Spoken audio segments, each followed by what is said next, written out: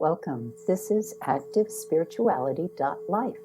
It is a weekly forecast program with astrology and a guided meditation activation to help you make the most of your week. It's run by Pamela Cucinell, that's me, the astrologer, and Suzy Meszoly, Master Healer. We invite you to find out more about our individual work. Suzy Meszoly, SuzyMeszoly-healer.com, or insightoasis.com for astrology. You can also find both of us at activespirituality.life, and we look forward to your joining us every week. Please share with your friends. Here we go. Welcome to activespirituality.life with Pamela Cucinell and Suzy Meszoly. Here we are racing off now already into week 15 of 2021. Hope that you are all well. And last week I was unfortunately sick with COVID, but I'm back. And so we used an old recording, some of you might have noticed. But now I'm back, and thanks, Pam, for covering for me, and hope that everybody else is doing well. And let's jump in. What's in store for us? So racing into this week is absolutely accurate because we're coming off that new moon in Aries that happened on the weekend, and we are still new moon in Aries energy in the morning. Now, what's important to note is that up until 8:06 a.m. Eastern Time, it is really strong to get things out there, done, make things happen. But the thing to remember or keep in mind is up until about 45 minutes before that time I've just given you, there may be some kind of tug or power struggle happening. It can be another person, or it can be happening just within yourself, where you kind of have that war of the worlds going on, where one thing wants to go this way and the other thing wants to go that way. So what's important to note is, how do you meet whatever it is that may be pulling at you and negotiate? So, and the word I love when I see Pluto in the drama or in the power play is manipulate. Now, not everybody loves this word, but those of you who've heard me before talk about this, is the word manipulate in itself is not a negative word. An artist manipulates clay.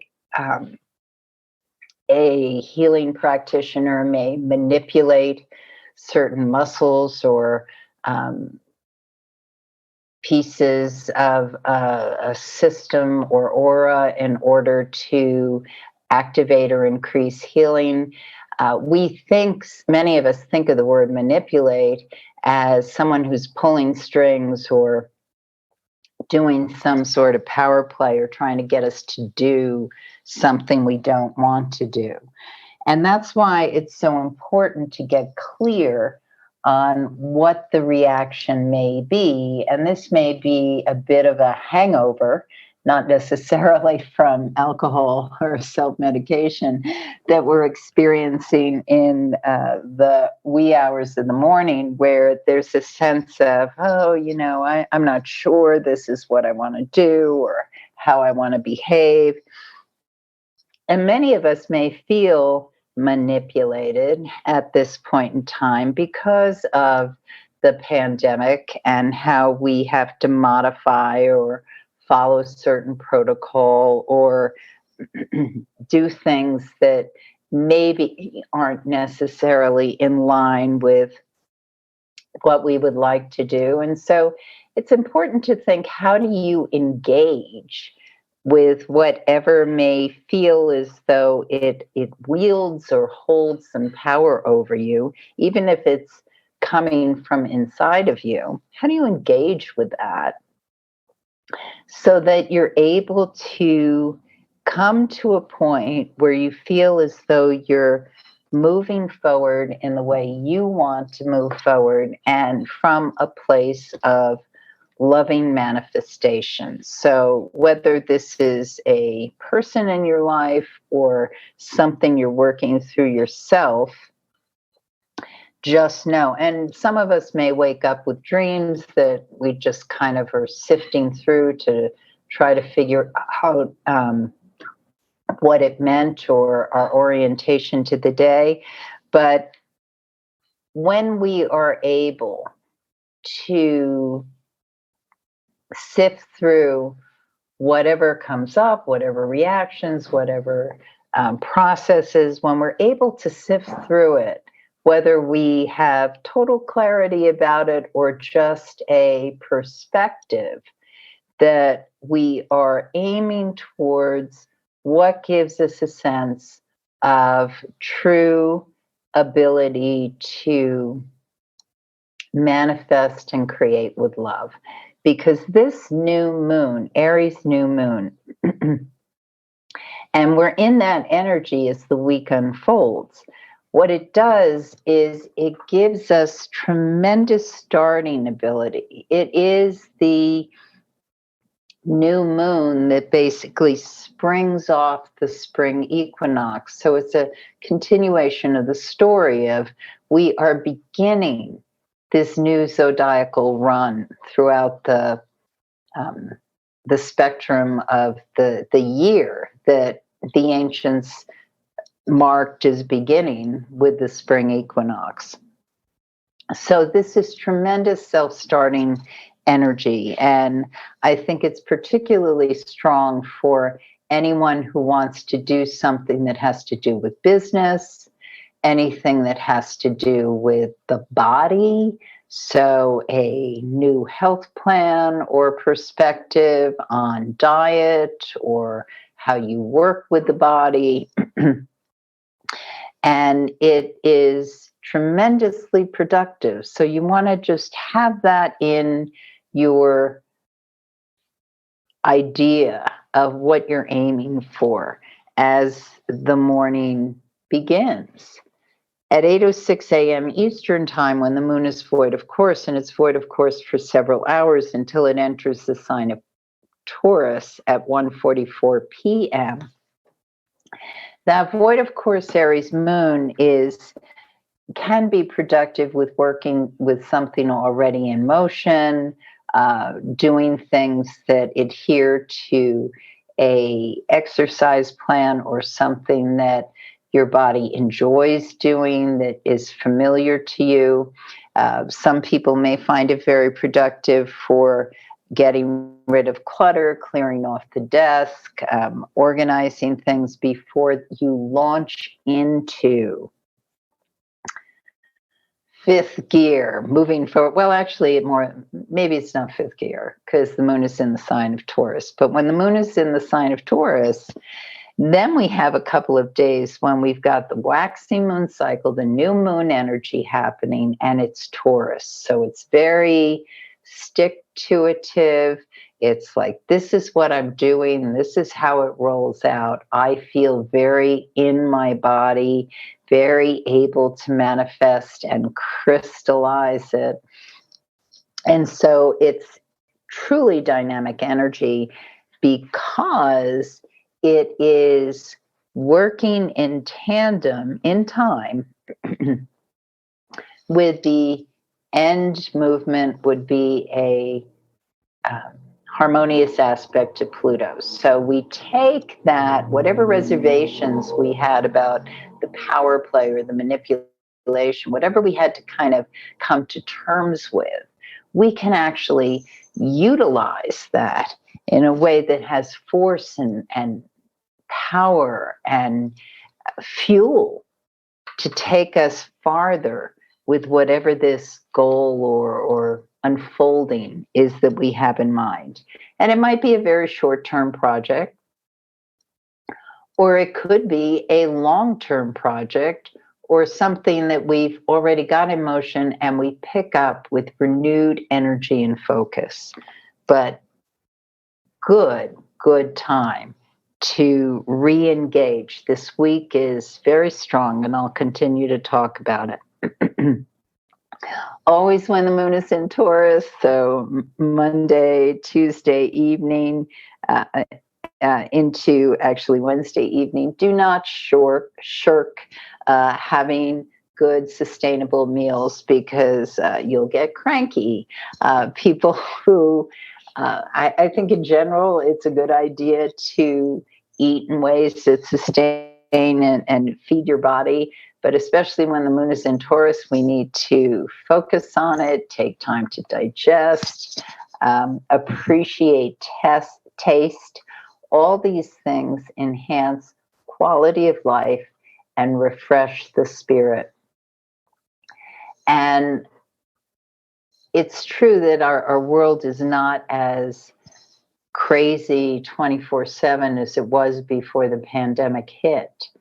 But I think one of the lessons for many people is that the quality of food and sitting down and really savoring or paying attention to meals is also giving recognition to the fact that we are in the human body, and that when we honor and support that, we have more energy to do all the other things that we want to do in this lifetime.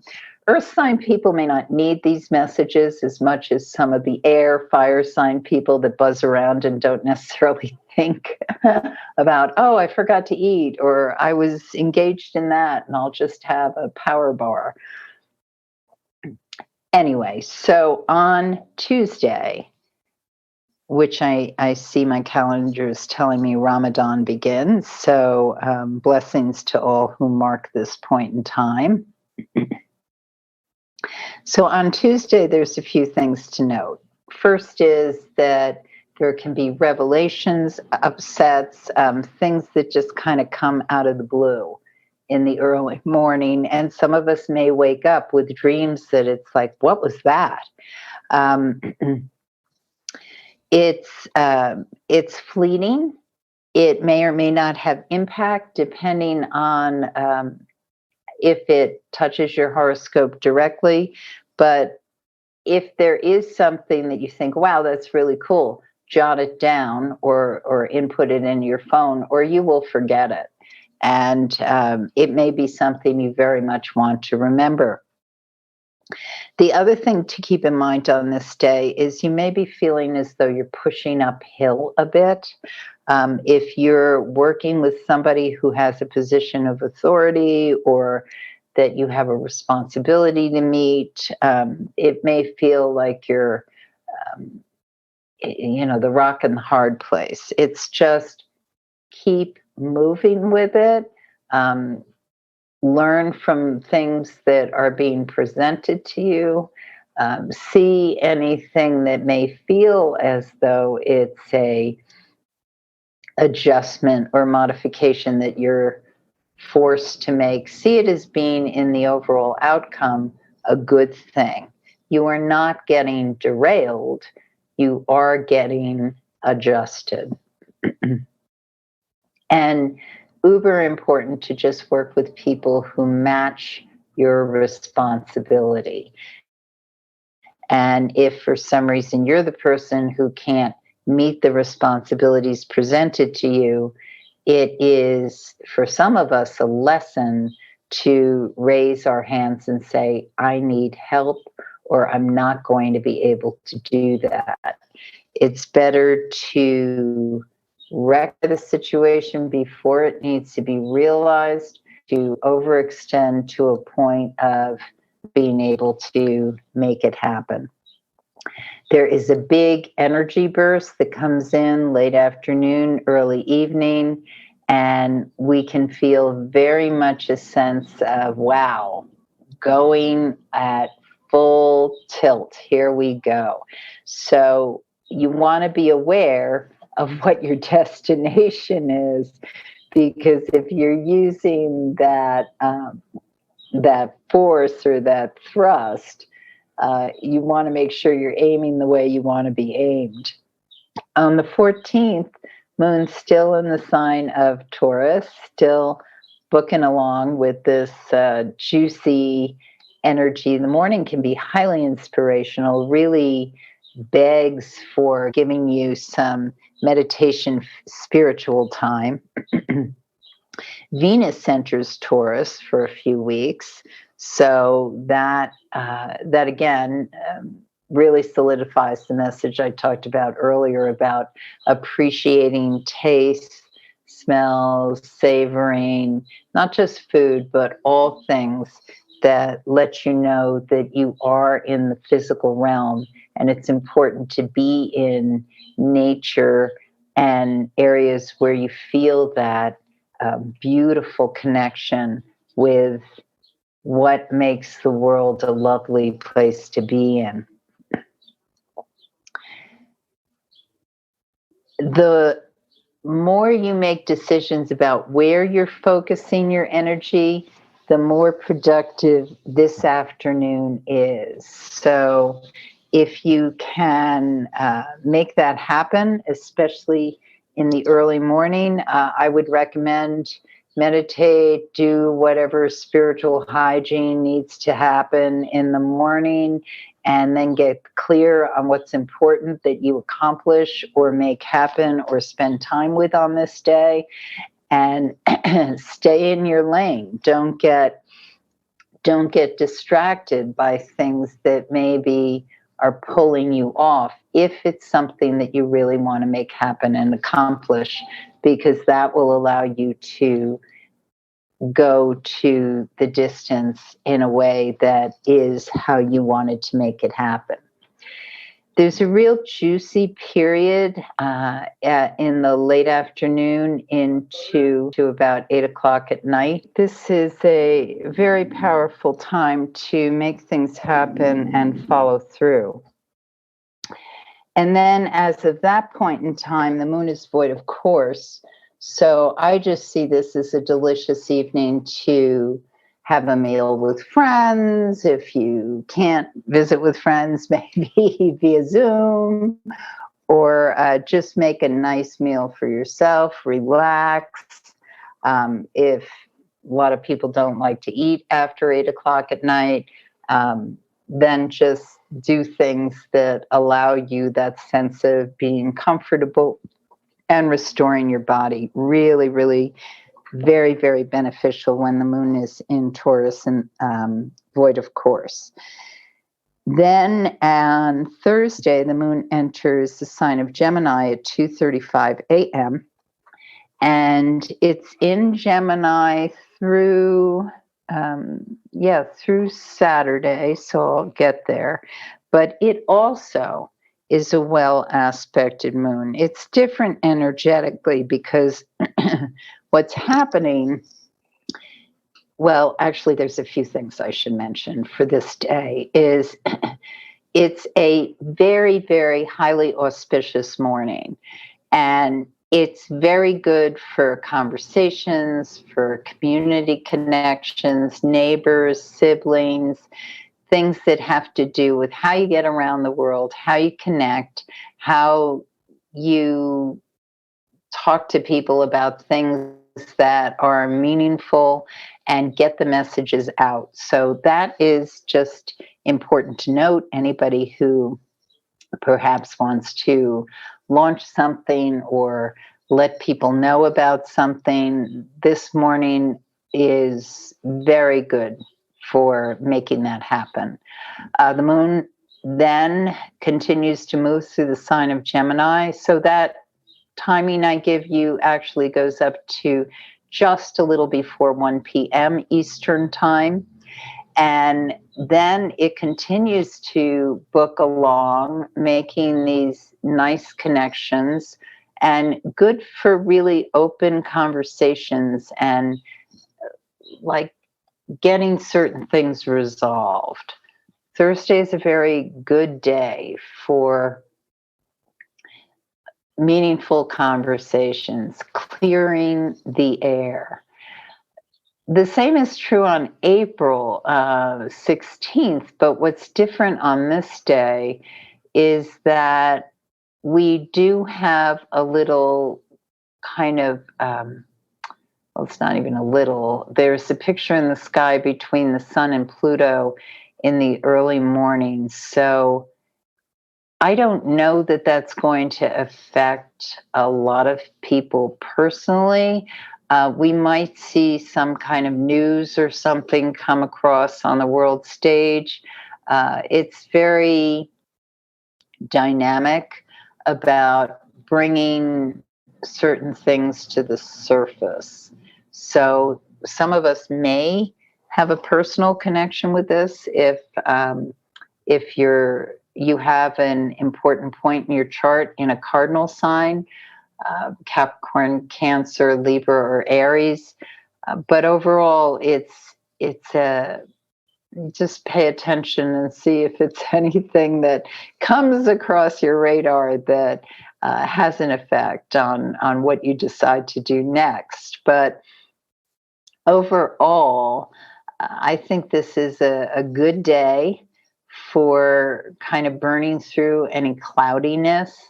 And I wouldn't make any absolute decisions on this day.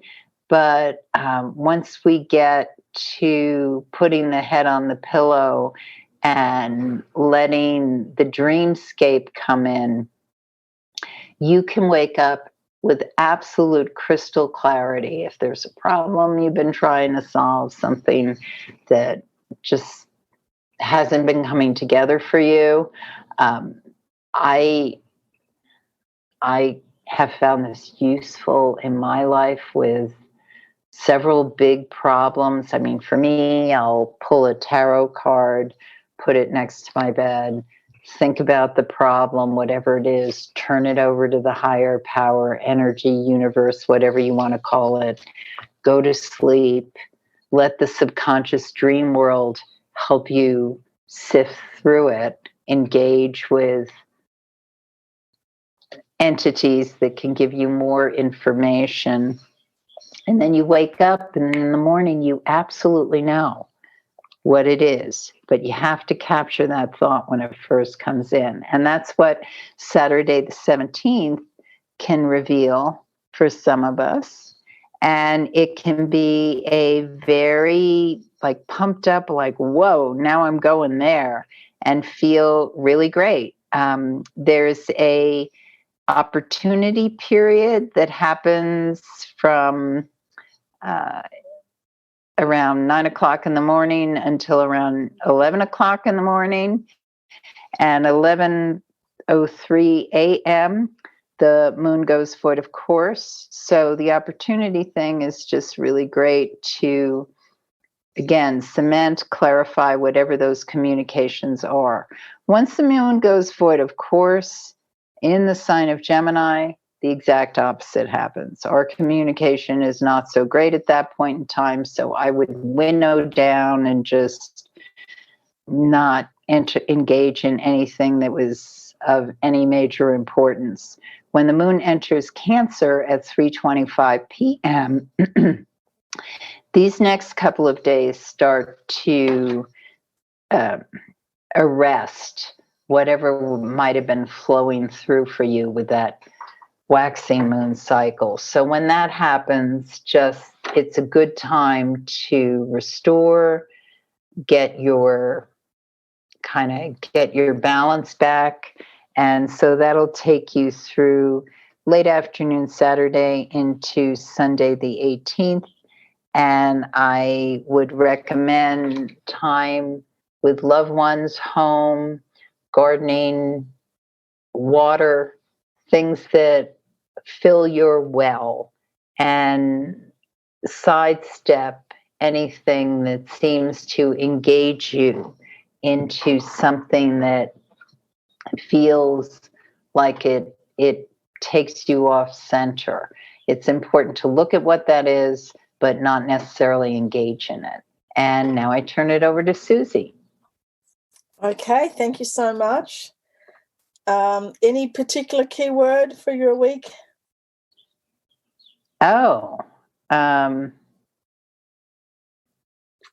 Action.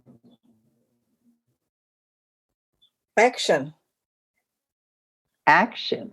Jump in. Take action. That's why you want to be clear what action you're taking. Right. Well, yes. Let's jump into it. Okay, so I invite everyone just to have a space of quietness and peace. Close your eyes and just very gently, very quietly adjust the mind, just so that we are aware that now for these few minutes we are very conscious, very mindful of what we're thinking, how we're thinking, and just bringing ourselves into a state of quietness, of peace. And as we come to that place, just notice if any part of your body is asking for a slight adjustment or if anything is in pain. Just notice it, but don't engage. And then taking a few deeper breaths, coming to that place of quiet. And as we come to this place, keeping our body still, and as much as we can, keeping our mind still. So when the mind is still, we can still be in an active place of listening, an active place even of processing, but just trying to keep it in a more peaceful, quiet space. And noticing how hard or easy that is for us. How easy is it to quieten down? Or how hard is it to quieten down? And know that the actual so-called practice of meditation is a time when you are very mindful of your thoughts, very aware of your thoughts. And it's a time where you are really training your brain. So the more we do it, the better we get at it, just like bike riding. And it really is a practice that is very important, not only for the mind, but also for the body. So even if we can just come to this place of stillness, just for 10 minutes in the morning, perhaps 10 minutes in the evening, and then each day try and build up on it. So here we are, just quieting the mind. And when we finally come to that peaceful, silent place, we can begin to contemplate now what it is exactly that we mean by action. Action is movement. Action, because it is movement, means that there's change. And some of us are very, very comfortable with change. In fact, we desire it, we crave it. We want things to be moving. We want our mind, our body, our environments to constantly be changing and moving. And then there are others that prefer things to remain the same, things to remain exactly the same. And you know where you fall in this. Perhaps it's a bit of both. And just notice now how much change there has been in your world, in your own personal world, changes of circumstances, changes within your own family, changes in terms of life around us. And notice how much you've been able to welcome the change or engage with it, or it's a change that you absolutely do not want in your life at all under any circumstances, and you find that there's a lot of upset or resistance or even grief about the change. And as you notice what is changing in your life, you recognize that in fact everything is constantly changing, that our lives are always in a state of movement. It might appear to us that certain things remain the same, but if we really go down, even just to a microscopic level, we can see that everything's constantly in movement. And there is one thing that we can be absolutely sure of in all of life, that everything is impermanent. Impermanence means that it will change. That I will change, that you will change, that the circumstances will change, that life will change. And this is the one thing that we can be absolutely certain of, is change. And what can we do to allow that change to happen, to somehow embrace the change and somehow adapt our mind and our body to the change that is always happening? How can we encourage change where change is needed to come into action? How can we overcome the stagnancy? How can we overcome the stuck feelings? And how can we really understand where we can come into action in our lives? Action that will be beneficial, action that will bring about change that is for the highest good, so that we can be an actual instrument also of change and not be always the receiver or somehow the victim of change. How can we put ourselves into the flow of life, into the action of life? How can we begin to move with, let us say, with a more aware energy and with a more, let's say, thought out well plan, so that we really engage the mind to not just be like a floating object on the top of the ocean, but to have a rudder, to have a sail, to have oars, to really put a decisive action into place and to be a part of the change with direction, with intention.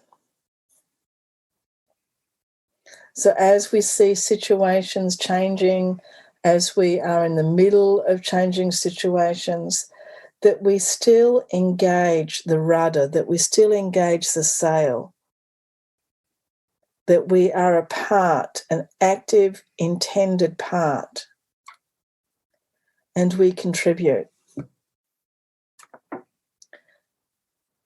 So as we bring our thoughts to the surface, our intentions, exactly what we want to do, giving direction to our personal life, giving direction to how we want the world to be. And we feel the strength the strength of our personal conviction, the strength of our skills, the strength of our love of life in the rudder, in the sails, in the oars, as we put direction forward with loving kindness, with intelligence and wisdom. Gently we take a few deeper breaths, open our eyes, and with this energy move forward. Thank you so much for joining us. Thank you so much, Pam. And everyone have a wonderful week, and we'll be with you next week. Thanks so much. Love now. You have been listening to Suzy Meszoly and Pamela Cucinell of ActiveSpirituality.life. If you've enjoyed this program, consider a donation. You can find the link for that, ActiveSpirituality.life. Regardless, we look forward to having you join us again for next week's podcast. Please share and have a great week.